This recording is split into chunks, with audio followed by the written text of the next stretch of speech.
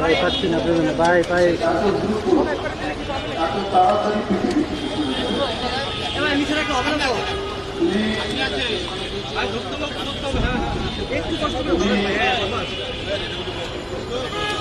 আবার নতুন করে মুন্সিগঞ্জ জেলা বিএনপি দায়িত্ব গ্রহণের পর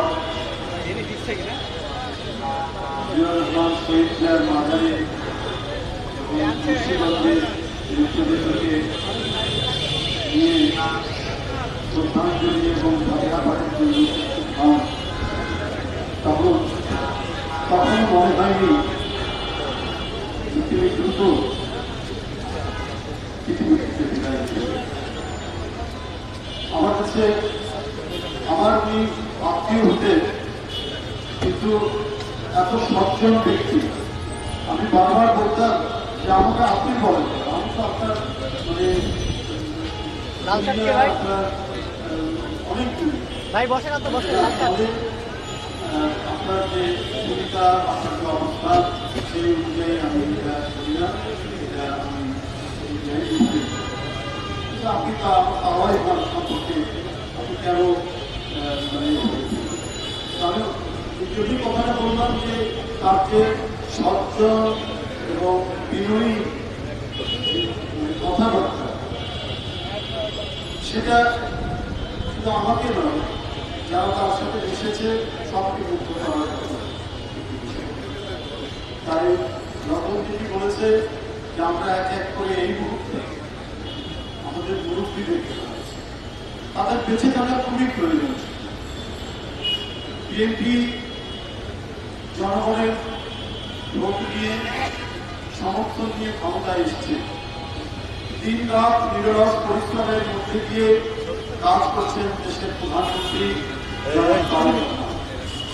দেশের নিপীড়িত মানুষকে এবং দেশের জনগণের জনকল্যাণের জন্য একের পর এক কর্মসূচি তিনি আগে ঘোষণা করেছিলেন ভোটের আগে, সেগুলো বাস্তবায়নের জন্য কোনো দ্বিধা নেই, কোনো দ্বন্দ্ব নেই, তিনি ছুটে যাচ্ছেন।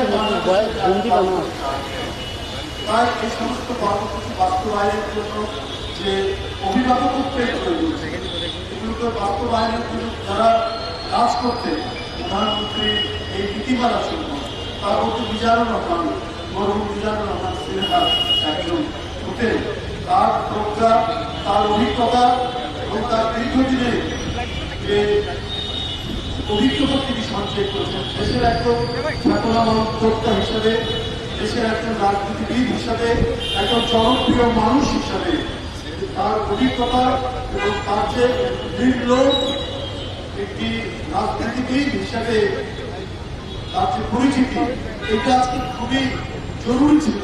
আজকে যে রাজনৈতিক পরিস্থিতির মধ্যে, রাজনৈতিক অবস্থার মধ্যে খুবই দরকার। তার চাওয়া এবং পাওয়ার তো খুব প্রয়োজন ছিল, তার যাওয়ার বিষয়টা আমি দেখেছি।